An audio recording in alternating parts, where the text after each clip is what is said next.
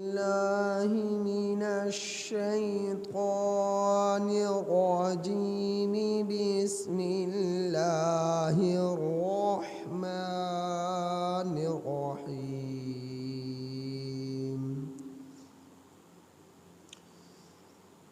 يا أيها الذين آمنوا إذا قمتم إلى الصلاة فاغسلوا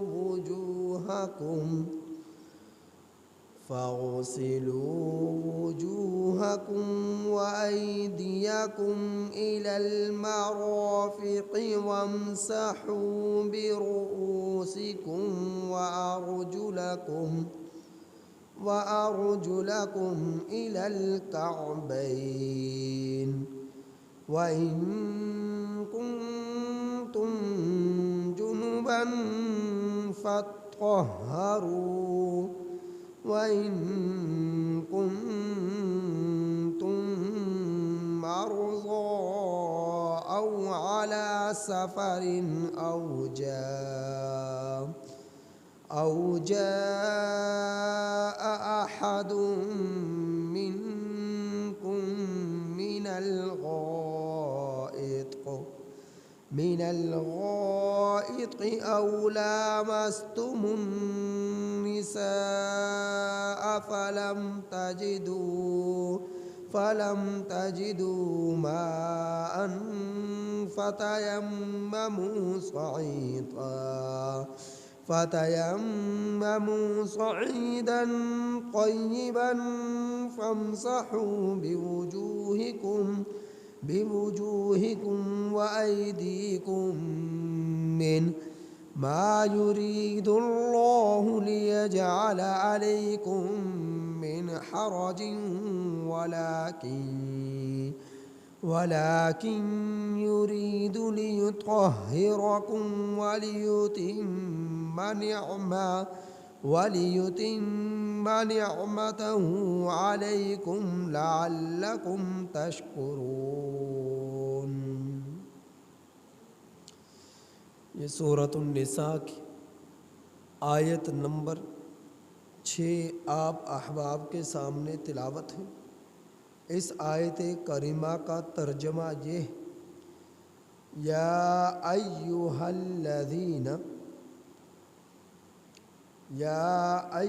الذین آمنوا،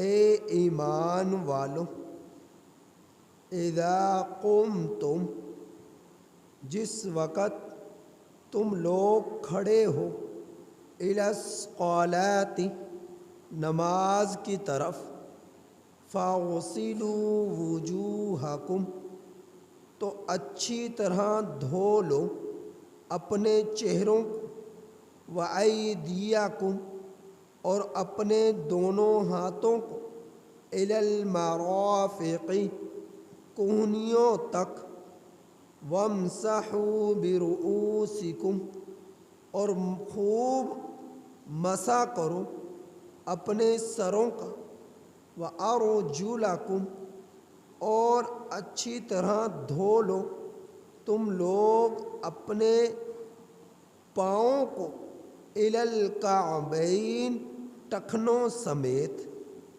وَإِن كُنتُمْ، اور اگر ہو تم لوگ، جنوباً، جنابت کی حالت میں، ناپاکی کی حالت میں، فَطَّهَّرُوا، تو اچھی طرح پاکیزگی اختیار کرو، وَإِن كُنتُم مَّرْضَىٰ، اور اگر ہو تم لوگ مریض، بیمار، او علی سفر، یا سفر پر ہو، او جاء احد منکم، یا آئے تم میں سے کوئی ایک، من الغائط، قضائے حاجت سے، او لامستم النساء، یا چھو تم لوگ عورتوں کو، یا اپنی خواہش کو پورا کرو تم عورتوں سے، فلم تجدو سو نہ پاؤ تم لوگ ماءً پانی کو، فتیمموا تو تیمم کرو، صعیداً طیبا پاکیزہ مٹی سے، فامسحوا بوجوہکم اور مسح کرو اپنے چہروں کا، وایدیکم اور اپنے دونوں ہاتھوں کا، منہ مٹی سے، ما یرید اللہ نہیں ارادہ کرتا اللہ، لیجعل علیکم تاکہ وہ ڈال دے تم لوگوں کو، من حرج تنگی میں، ولیکن یرید اور لیکن وہ ارادہ کرتا ہے، لیطہرکم تاکہ وہ پاک کرے تم لوگوں کو، ولیتم اور تاکہ وہ مکمل کرے، نعمتہ اپنی نعمت کو، علیکم تم پر، اور تاکہ وہ اپنی نعمت کو تم پر مکمل کرے، لعلکم تشکرون تاکہ تم شکر ادا کرو۔ یہ سورۃ المائدہ کی آیت نمبر 6 کا ترجمہ اور تلاوت آپ احباب کے سامنے تلاوت ہے۔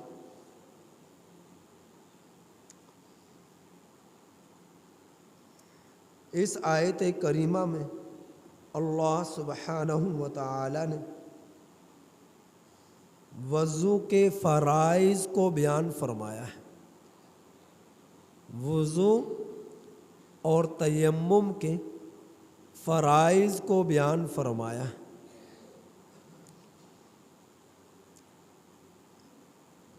پاکیزگی اختیار کرنے کے لیے، پاک ہونے کے لیے انسان کا ظاہر اور باطن کا پاک ہونا یہ ضروری ہے۔ ظاہر اور باطن کا پاک ہونا یہ ضروری ہے۔ باطنی ناپاکی کیا ہے؟ عقائد کا خراب ہونا، ایمان کا دل میں نہ ہونا، توحید کا دل میں نہ ہونا۔ جب توحید سے دل خالی ہوگا، ایمان سے دل جب تک خالی ہوگا تو اس کا اور اندر شرک ہوگا، کفر ہوگا، تو اس کا باطن ناپاک ہے۔ تو جب تک وہ اپنی زبان سے صدق دل سے کلمہ لا الہ الا اللہ محمد الرسول اللہ کی تصدیق نہیں کر لے گا، اس وقت تک اس کا باطن ناپاک رہے گا۔ وہ 7 سمندروں میں بھی غوطہ لگا لے، غسل کر لے، تو وہ پاک نہیں ہوگا۔ اور اللہ رب العزت نے قرآن مجید میں ارشاد فرمایا، انما المشرکون نجس، بے شک مشرکین نجس ہیں، ناپاک ہیں۔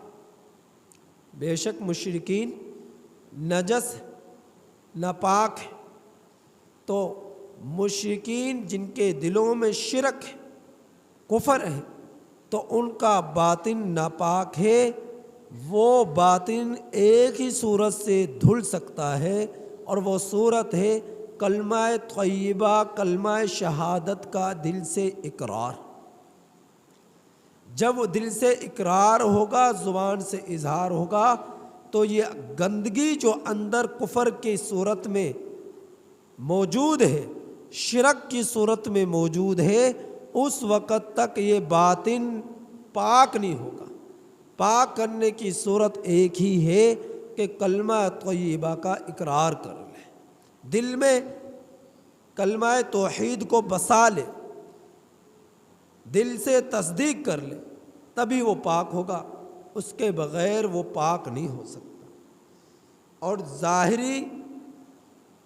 ظاہری پاکیزگی کیا ہے کہ انسان اگر غسل جنابت کی حالت میں ہے تو غسل کر لے، اگر بے وضو ہے تو وضو کر لے، کیونکہ غسل جنابت جب تک نہیں کرے گا، اگر اس پر واجب ہے، فرض ہے، تو اس وقت تک وہ کوئی عبادت نہیں کر سکتا، نماز نہیں پڑھ سکتا، تلاوت قرآن مجید کو چھو نہیں سکتا، نمازیں نہیں پڑھ سکتا، مسجد میں داخل نہیں ہو سکتا جب تک غسل جنابت نہیں۔ بے وضو ہونے کی حالت میں قرآن مجید کو نہیں چھو سکتا، بے وضو ہونے کی حالت میں جو ہے نمازیں نہیں پڑھ سکتا۔ تو ظاہری نجاست سے بھی پاک ہونا ضروری ہے۔ اللہ رب العزت نے اس آیت کریمہ میں پہلے وضو کے فرائض بیان فرمائے۔ وضو میں 4 فرض ہیں۔ نمبر 1، چہرے کو دھونا، اور چہرہ ایسا دھویا جائے کہ پیشانی کے بالوں سے لے کر ٹھوڑی کے نیچے تک، ایک کان کی لو سے دوسرے کان کی لو تک چہرے کو اچھی طرح دھویا جائے کہ ایک بال برابر بھی جگہ خشک نہ رہ جائے۔ تو اس انداز میں چہرے کو دھونا، اگر ایک بال کے برابر بھی جگہ خشک رہ گئی تو وضو نہیں ہوگا۔ تو لہٰذا جن احباب نے داڑھیاں رکھی ہوئی ہیں تو ان لوگوں کی یہ کان کی لو اور داڑھی کے بال کے درمیان میں جو جگہ ہے، اس جگہ کا دھونا بھی بے حد ضروری ہے۔ اگر یہ جگہ خشک رہ گئی تو اس کا وضو نہیں ہوگا۔ تو پیشانی کے بال سے ٹھوڑی کے نیچے تک، اور ایک کان کی لو سے دوسرے کان کی لو تک چہرے کو اچھی طرح سے دھونا، یہ وضو کا فرض ہے 1 مرتبہ۔ دوسرا فرض، دونوں ہاتھوں کو کوہنیوں سمیت دھونا، کوہنی تک نہیں، کوہنیوں سمیت دھونا، یعنی آپ کے کوہنی کی جو ہڈی ہے، اس ہڈی سمیت پانی سے اچھی طرح دونوں ہاتھوں کو دھونا، ذرا بھر بھی کوئی جگہ خشک نہ رہ جائے۔ یہ دوسرا فرض ہے وضو کا۔ وضو کا تیسرا فرض، چوتھائی سر کا مسح کرنا، کہ دونوں انگلیوں سے پیشانی پر شروع میں ہاتھ کو رکھ کر پیچھے کی طرف لے جائے، چوتھائی سر کا مسح کرنا یہ فرض ہے، اور مکمل سر کا مسح کرنا یہ سنت ہے، کہ سامنے کی جگہ سے دونوں ہاتھوں کو رکھ کر پیچھے کی طرف لے جائے اور پیچھے سے دوبارہ آگے کی طرف لے آئے۔ اور یہ تبھی ممکن ہے جب سر سے دوپٹہ یا ٹوپی اتار کر مسح کرنے والی یا مسح کرنے والا مسح کرے، تو پورے سر کا مسح کرنا یہ سنت ہے، اور چوتھائی سر کا مسح کرنا یہ فرض ہے۔ نمبر 4، دونوں پاؤں کو ٹخنوں سمیت دھونا، دونوں پاؤں کو ٹخنوں سمیت دھونا، اچھی طرح دھونا کہ ذرا بھر بھی جگہ خشک نہ رہے۔ اللہ کے رسول صلی اللہ علیہ وسلم ایک مرتبہ دیکھا، ایک شخص نے وضو کیا اور وضو کر کر نماز کے لیے تشریف لے آیا، دیکھا کہ اس کے ٹخنے خشک تھے، تو آپ صلی اللہ علیہ وسلم نے ارشاد فرمایا، اس شخص کے یہ خشک ٹخنے اسے جہنم میں لے جائیں گے۔ تو دونوں پاؤں کو ٹخنوں سمیت اچھی طرح سے دھونا کہ ذرا بھر بھی جگہ خشک نہ رہ جائے۔ تو یہ 4 فرض وضو کے مکمل ہوئے۔ ان کا ذکر میرے رب نے یوں فرمایا، اے ایمان والو، جب تم قیام کرو، کھڑے ہو نماز کی طرف، تو اچھی طرح سے دھو لو اپنے چہروں کو، فاغسلوا وجوہکم، پہلا فرض آ گیا۔ وَأَيْدِيَكُمْ اور اچھی طرح دھو لو اپنے دونوں ہاتھوں کو، إِلَى الْمَرَافِقِ ٹخنوں سمیت، یہ دوسرا فرض آ گیا۔ وَامْسَحُوا بِرُؤُوسِكُمْ اور اچھی طرح مسح کر لو اپنے سروں کا، یہ تیسرا فرض آ گیا۔ وَأَرْجُلَكُمْ إِلَى الْكَعْبَيْنِ اور ارجلکم کا یہاں پر عطف ہے فغسلوا پر، وجوہکم وایدیکم تو فغسلوا کے ساتھ وارجلکم کا عطف ہے، تو اچھی طرح دھو لو اپنے دونوں پاؤں کو، الی الکعبین ٹخنوں سمیت، یہ چوتھا فرض ہے۔ 4 فرض آ گئے وضو کے، ان 4 فرضوں میں سے ایک فرض بھی رہ گیا تو وضو نہیں ہوگا۔ اب باقی رہا کولی کرنا، ناک میں پانی ڈالنا، کانوں کا مسح کرنا، ظاہر اور باطن کا مکمل سر کا مسح کرنا، چہرے کو 3 مرتبہ دھونا، ہاتھوں کو 3 مرتبہ دھونا، پاؤں کو 3 مرتبہ دھونا، یہ سب مسنون اور مستحب عمل ہے، مستحب عمل ہے۔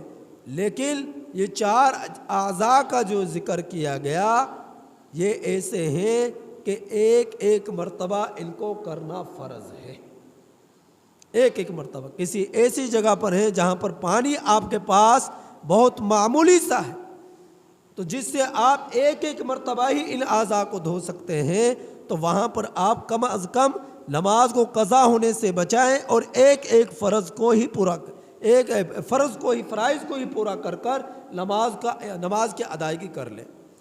اور اگر پانی وافر مقدار میں ہے لیکن پھر بھی اسراف سے بچنے کی ضرورت حکم ہے، تو وہاں پر آپ مسنون وضو کریں، مسنون وضو کریں، اور وہ مسنون وضو یہی ہے قبلہ رخ ہو کر بیٹھنا، اونچی جگہ پر بیٹھنا، بسم اللہ پڑھ کر شروع کرنا، مسواک کے ساتھ شروع کرنا، تمام اعضاء کو 3 مرتبہ دھونا، انگلیوں کا خلال کرنا اور پورے سر کا مسح کرنا، اپنے کان کے ظاہر اور باطن کا مسح کرنا، یہ غرض یہ تمام اعمال وضو میں مسنون ہے یا مستحب ہے۔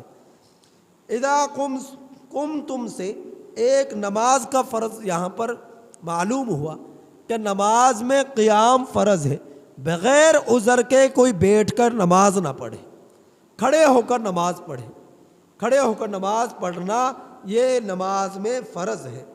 آگے اللہ رب العزت نے بیان فرمایا وَإِن كُنتُمْ جُنُوبًا اگر ہو تم لوگ جنابت کی حالت میں، فَطَّهَّرُوا تو خوب پاکیزگی اختیار کر لو۔ غسل جنابت کے 3 فرض ہیں، غسل جنابت کے 3 فرض ہیں۔ اگر کسی شخص پہ غسل فرض ہو جائے تو 3 فرض ہیں غسل کرنے والے پر، غسل کرنے والی پر یا غسل کرنے والے پر، مرد ہو یا عورت ہو۔ نمبر 1 کولی کرنا، اچھی طرح منہ میں پانی کو گھمانا، کولی کرنا، یہ پہلا فرض ہے۔ نمبر 2 ناک کی نرم ہڈی تک پانی پہنچانا، یہ دوسرا فرض ہے۔ پورے بدن پر اچھی طرح پانی بہانا کہ بال برابر بھی جگہ خشک نہ رہ جائے، یہ تیسرا فرض ہے، تیسرا فرض ہے۔ غسل میں یہ 3 فرض ہے۔ نمبر 1 کولی کرنا، نمبر 2 ناک کی نرم ہڈی تک پانی پہنچانا، نمبر 3 پورے جسم پر پانی بہانا، یہ غسل کے 3 فرض ہیں۔ ایک بال برابر بھی جگہ خشک رہ گئی تو آپ کا غسل نہیں ہوگا، غسل نہیں ہوگا۔ تو وضو اور غسل میں چند چیزیں ایسی ہیں جن کا اہتمام کرنا، خیال کرنا بے حد ضروری ہے۔ وہ کیا چیز ہے؟ اگر کسی شخص نے گھڑی پہنی ہوئی تو گھڑی کی جو زنجیر ہے اسے ہلا دیا جائے اچھی طرح سے، اگر وہ سخت ہے تاکہ نیچے تک پانی پہنچ جائے، یا پٹے والی گھڑی ہے تو اس کو اسے کھول کر پانی وہاں تک پہنچایا جائے۔ کسی نے انگوٹھی پہنی ہوئی، انگوٹھی اگر سخت ہے تو اسے اتار کر وضو کیا جائے، اگر وہ کھلی ہے تو اسے آگے پیچھے کیا جا سکتا ہے، اسے آگے پیچھے کر کر پانی کو پہنچایا جائے۔ اسی طرح پر عورتیں گھروں میں جو آٹا گوندتی ہیں، آٹا گوندنے کے بعد عام طور پر ایسا ہوتا ہے کہ ناخنوں پر آٹا لگ جاتا ہے، تو اس آٹے کو ناخنوں سے اتار کر وضو کیا جائے، ناخن کو دھویا جائے۔ اگر آٹا لگا رہ گیا اور اسے نہ اتارا گیا، وضو کیا، تو پھر کیا ہوا؟ اس کا وضو ادھورا رہ گیا، نامکمل ہوا، اور اس کی نماز نہیں ہوئی، اس کا وضو نہیں ہوا۔ ظاہر ہے وضو کے بغیر نماز نہیں ہوا کرتی۔ اسی طرح پر عورتیں عام طور پر ناخن پالش لگا لیا کرتی ہیں۔ جو عورتیں ناخن پالش لگاتی ہیں ان کے لیے لازم ہے کہ ناخن پالش کو اتار کر وہ وضو کریں۔ اگر ناخن پالش لگی رہ گئی تو ان کا وضو ادھورا رہ گیا، اور جس کا وضو ادھورا رہ گیا، اگر غسل جنابت ہے تو غسل جنابت ادھورا رہ گیا، اگر وضو ہے تو وضو ادھورا رہ گیا، نامکمل رہ گیا، تو نہ اس کی نماز ہوئی نہ اس کا وضو ہوا۔ تو لہٰذا ان چیزوں سے بچنا ضروری ہے۔ اور اسی طرح پر جدید زمانہ ہے، کوئی بھی ایسی چیز کہ جو جسم کو چھپا لے، اعضائے وضو کو چھپا لے، جس طرح کہ رنگ لگ جاتا ہے جسے آپ دروازوں پر کرتے ہیں یا جسے آپ ونڈوز پر کرتے ہیں، کسی بھی چیز پر کرتے ہیں، اس رنگ کا اتارنا بھی ضروری ہے، اس کے بغیر وضو اور غسل نہیں ہوا کرتا۔ تو ان معمولی چیزوں سے بے حد بچنا ضروری ہے۔ دیکھنے کے لیے معمولی چیز ہے، لیکن بہت بڑی چیز ہے کہ جس کے بغیر آپ کا وضو نہ ہو، جس کے بغیر آپ کا غسل نہ ہو۔ حضرت علی رضی اللہ تعالی عنہ نے بڑے بڑے بال رکھے ہوئے تھے، تو آپ نے بال کٹوا لیے، پھر دیکھنے والوں نے جب دیکھا تو پوچھا کہ حضرت علی آپ نے بال کیوں کٹوا لیے؟ تو فرمانے لگے کہ میں نے اللہ کے رسول صلی اللہ علیہ وسلم سے سنا ہے کہ بال کی جڑوں تک پانی کا پہنچانا ضروری ہے غسل جنابت میں، اور اگر ایسا نہ ہوا تو یہ شخص سخت گناہ گار ہے، سخت اس کے لیے وعید ہے۔ تو جب سے میں نے یہ فرمان سنا تو میرے بال بڑے تھے، تو میرے دل میں یہ ڈر پیدا ہوا کہیں ایسا نہ ہو کہ میرے بال کی جڑوں میں کوئی جگہ خشک رہ جائے اور وہ جہنم میں جائے، تو میں نے اپنے بال ہی کتروا لیے کہ کہیں میں جہنم میں نہ چلا جاؤں۔ تو مقصد یہ ہے کہ اپنے غسل جنابت میں اور وضو میں ان چیزوں کا خاص اہتمام اور خاص خیال کیا جائے۔ آگے میرے رب نے تیمم کا ذکر فرمایا اسی آیت کریمہ۔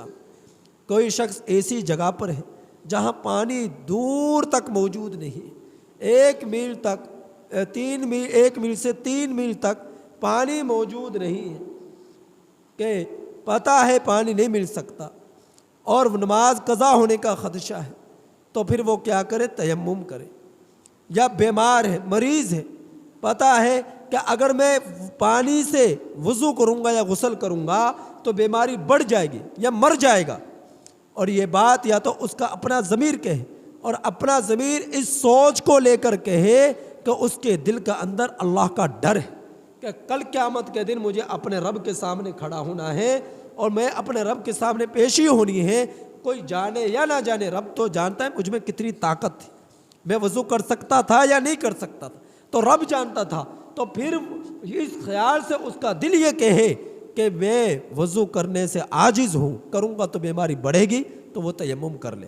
یا کوئی ڈاکٹر اس سے کہے کہ پانی کا استعمال نہیں کرنا، بچنا ضروری ہے ورنہ مر جائے گا یا شدت مرض بڑھ جائے گی، تو پھر اس صورت میں وہ تیمم کر سکتا ہے۔ اور ڈاکٹر کے لیے 3 شرطیں ہیں۔ نمبر 1 جو کہنے والا ہے مسلمان ہو، نمبر 2 وہ دیندار ہو، نمبر 3 ماہر ڈاکٹر ہو۔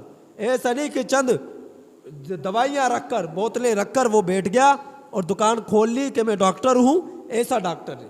ماہر ہو، اپنے مرض میں وہ ماہر ہو، کامل مہارت رکھتا ہو، تو ایسا ڈاکٹر جب کہے تو ایسے، اور مسلمان ہو، تو ایسا ڈاکٹر جب کہیں تو پھر پانی سے بچنا ضروری ہے۔ تیمم کرے تو تیمم کے لیے 2 ضربیں ہیں، ایک چہرے کے لیے، ایک دونوں ہاتھوں کے لیے۔ اور تیمم پہلی ضرب چہرے کے لیے، دوسری ضرب دونوں ہاتھوں کے لیے۔ اور وہ کیا ہے؟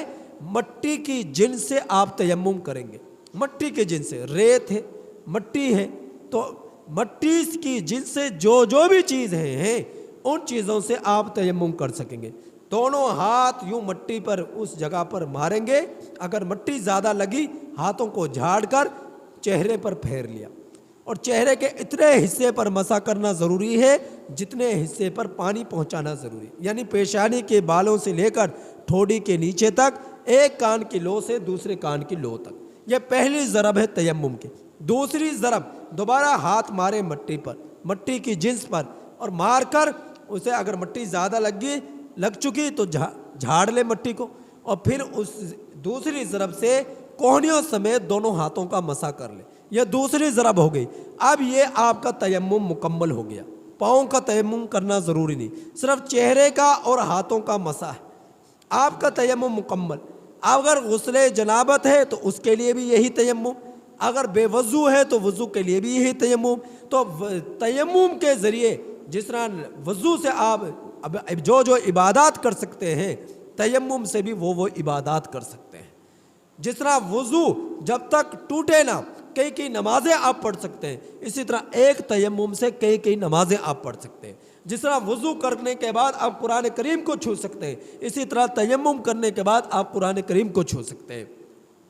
تو قرآن تیمم وضو سے جس طرح عبادات کی جا سکتی ہیں، تیمم سے بھی اسی طرح عبادات کی جا سکتی ہیں۔ اور تیمم کب ٹوٹے؟ تیمم کے لیے وہی چیزیں ناقض ہوں گی جو وضو کے لیے ناقض ہے۔ جن چیزوں سے وضو ٹوٹتا ہے انہی چیزوں سے تیمم ٹوٹے گا۔ اور تیمم کے لیے ایک اضافی چیز ہے، اور وہ چیز ہے پانی کا مل جانا یا پانی پر قادر ہو جانا۔ تندرست ہو گیا، پانی استعمال کر سکتا ہے، تیمم ٹوٹ گیا۔ یا پانی نہیں تھا، پانی کے عدم موجودگی کی بنا پر تیمم کیا، پھر پانی نظر آ گیا اور پانی کے استعمال کرنے پر وہ قادر ہو گیا، تو پھر اس کا تیمم ختم ہو جائے گا، اور وہ تیمم پانی سے وضو کرے اور اپنی عبادات کرے۔ جو اس کے پانی پر قادر ہونے کے بعد جو عبادات آ رہی ہیں، نمازوں کے اوقات مل رہے ہیں، وہ عبادات وہ کرے گا، وہ نمازیں وہ کرے گا۔ تو اللہ رب العزت نے اس کا آگے ذکر فرمایا، اگر تم بیمار ہو یا سفر پر ہو، یا آئے تم میں سے کوئی ایک قضائے حاجت سے، یا تم چھو عورتوں کو پھر نہ پاؤ پانی، تو تیمم کرو صعیداً طیبا، پاکیزہ مٹی سے۔ ناپاک مٹی نہ ہو، پاکیزہ مٹی ہو۔ ایسا نہ ہو کہ جس جگہ سے تیمم کر رہے ہو وہاں پر کسی نے پیشاب کیا اور پیشاب کرنے کی بنا پر وہ جگہ ناپاک ہو گئی، پھر وہاں سے آپ تیمم کرو تو آپ کا تیمم نہیں ہوگا۔ پاکیزہ مٹی سے تیمم کرو۔ اور تیمم کے لیے اللہ رب العزت نے فرمایا 2 ضربیں ہیں۔ نمبر 1 چہرے کا مسح کرنا، نمبر 2 دونوں ہاتھوں کو مسح کرنا۔ یہ بتلا دی گئی۔ اللہ تعالیٰ نہیں ارادہ کرتا کہ وہ تمہیں ڈالے تنگی میں، لیکن اللہ ارادہ کرتا ہے تاکہ وہ تمہیں پاک کر دے اور مکمل کرے تم پر اپنی نعمت کو، تاکہ تم شکر ادا کرو۔ اللہ رب العزت نے کتنی آسانیاں پیدا فرمائی ہے۔ پہلے مذاہب میں یہ آسانیاں نہیں تھی، پہلے لوگوں پر یہ آسانیاں نہیں تھی۔ اگر کپڑا ناپاک ہو گیا، کپڑے کو کاٹ کر پھینک دیا گیا۔ اگر کوئی صدقہ دے رہا ہے، آسمان سے آگ آئی، اسے جلا ڈالا تو وہ قبول ہو گئی۔ تو یہ تھے صدقات۔ اور اگر کوئی گناہ کرتا، اس کی پیشانی پہ لکھا ہوا جاتا کہ آج اس نے شراب پی ہے، آج اس نے زنا کیا، پیشانی پہ گھر کے دروازے پہ لکھا ہوا آ جاتا، پیشانی پہ لکھا ہوا آ جاتا۔ تو اور پہلے زمانے میں صرف مساجد ہی میں نماز پڑھ سکتے تھے اور ساری زمین پاک نہیں تھی، اور اللہ رب العزت نے اس امت کے لیے ہر جگہ کو اللہ رب العزت اجازت دی تھی، جہاں تم چاہو نماز پڑھ سکتے ہو۔ ہاں، مساجد میں نماز پڑھنا یہ افضل ترین عمل ہے۔ غرض یہ کہ اللہ رب العزت نے اس امت کے لیے آسانیاں پیدا فرمائی ہیں، اور اللہ رب العزت نے تنگیوں کو ختم فرمایا۔ اللہ نہیں ارادہ کرتے تمہیں تنگی میں ڈالے، لہٰذا اب بھی اگر ہم اپنے رب کے حکموں پر عمل نہ کریں تو یہ ہماری بہت بڑی حماقت ہے اور بہت ہی زیادہ دین سے دوری کا یہ عمل ہے۔ ہمیں ان چیزوں سے بچنا چاہیے اور اللہ رب العزت کے بتلائے ہوئے احکامات پر کامل طریقے سے عمل کرنا چاہیے۔ اللہ سے دعا ہے کہ اللہ تعالیٰ عمل کی توفیق نصیب فرمائے۔